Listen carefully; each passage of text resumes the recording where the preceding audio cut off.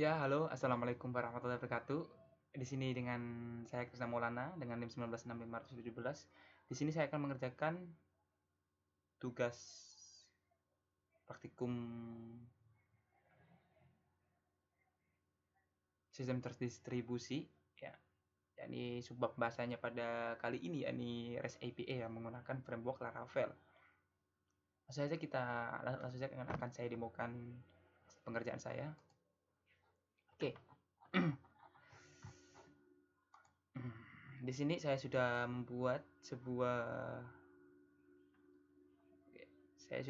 database dengan nama DataCost. Oke, dengan nama DataCost. Pada database ini terdapat tabel ID dengan increment, kemudian ada alamat dengan tipe data string, kemudian ada jumlah kamar dengan tipe data string dan juga harga dengan tipe data string. Di sini ada tabel timestamp, yakni untuk waktu membuat, untuk menampilkan waktu membuat, menyimpan waktu pembuatan dan juga waktu update. Di sini saya sudah di sini sudah dapat dilihat untuk data cost ya. Di sini saya sudah memasukkan beberapa data, yakni ada 1 2 3 4, ada 4 data yang sudah saya masukkan. Kemudian saya akan sedikit menjelaskan tentang programnya ya. Di sini pada apps controller di sini saya membuat beberapa fungsi pada data cost ya. Beberapa fungsi pada data cost. Dan terdapat fungsi index untuk menampilkan seluruh data. Jadi fungsi index itu untuk menampilkan seluruh data yang ada pada database data cost. Kemudian ada fungsi create yakni untuk membuat atau menginputkan data ke dalam database data cost. Setelah itu ada fungsi update di sini untuk mengupdate data pada database data cost. Di sini di fungsi update ini akan diambil berdasarkan ID ya. Jadi kita harus memasukkan ID dulu supaya kita dapat mengupdate alamat, jumlah kamar maupun harganya. Fungsi yang terakhir yakni fungsi delete ya. Delete ini juga sama halnya dengan update berdasarkan ID. Oke, jadi kita mengambil ID-nya kemudian baru kita bisa menghapusnya. Pada create ini kita dapat menginputkan alamat, kemudian ada jumlah kamar dan juga harga. Setelah kita menginputkan ini tadi, maka akan di-save, kemudian akan keluar notifikasi sebagai berikut data cost berhasil disimpan, sama halnya dengan update. Pada fungsi update ini pertama-tama kita akan mendeklarasikan, kita membuat sebuah variabel alamat, jumlah kamar dan juga harga yang kita ambil dari kolom alamat, jumlah dan juga harga ya. Di sini pada tabel data cost. Kemudian setelah itu akan diambil berdasarkan ID ya. Akan dicari berdasarkan ID-nya. Setelah itu baru kita dapat merubah alamat, jumlah kamar maupun harga. Setelah itu akan di-save dan apabila berhasil maka akan muncul notifikasi data cost berhasil diupdate.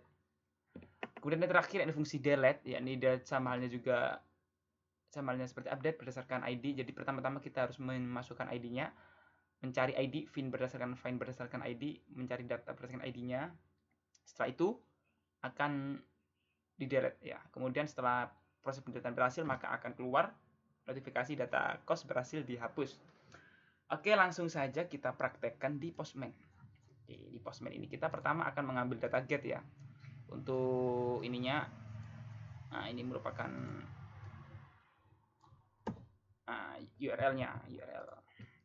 Kemudian di sini akan terhubung ke API-nya, akan terhubung ke API, kemudian terhubung ke tabel data cost.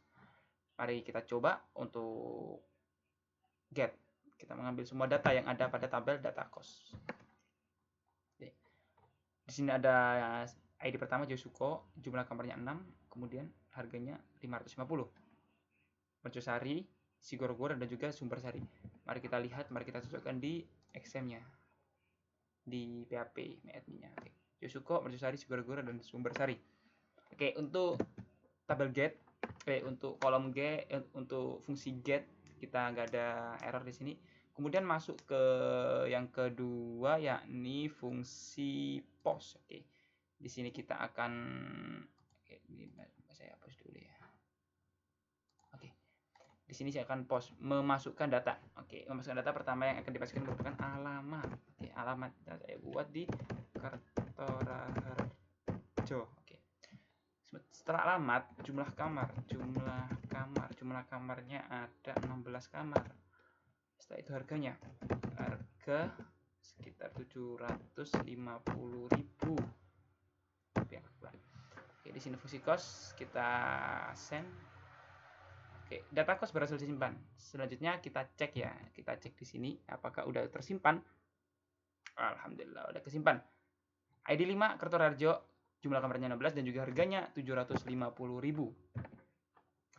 Setelah itu di sini akan put ya untuk mengedit. Oke, untuk edit sebelumnya kita hapus dulu. Akan kita edit berdasarkan ID. ID-nya berapa? ID-nya berapa yang akan kita edit? Di sini saya akan mengedit ID keempat ya, yakni Sumbersari ID keempat. Oke. Yang kita edit merupakan namanya ID kelima aja, ID keempat. Ya, ID keempat. Oke, kemudian alamatnya akan kita rubah.